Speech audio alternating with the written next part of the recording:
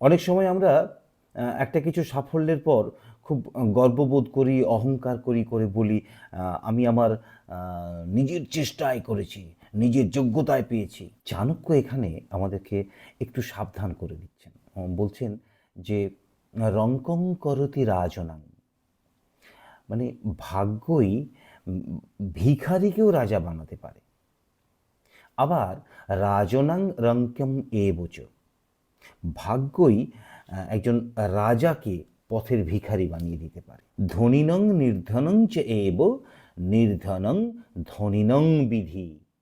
কে করে? বিধি। এই বিধি শব্দটা শেষে ব্যবহার করছেন। বলছেন ধনীকে এক লহমায় নিঃস্ব করে দিতে পারে, আর নিঃস্বকে তুলে ধরতে পারে ধনের শিখরে। এসবই ভাগ্যের খেল দাদা, অহংকার করার কিচ্ছু নেই। আজকে মহা পণ্ডিতকেও দেখবেন সামান্য টিউশন করে জীবন কাটাচ্ছে, আর মহা মূর্খকে দেখবেন। সবই ভাগ্যের খেল দাদা, সবই ভাগ্যের খেল।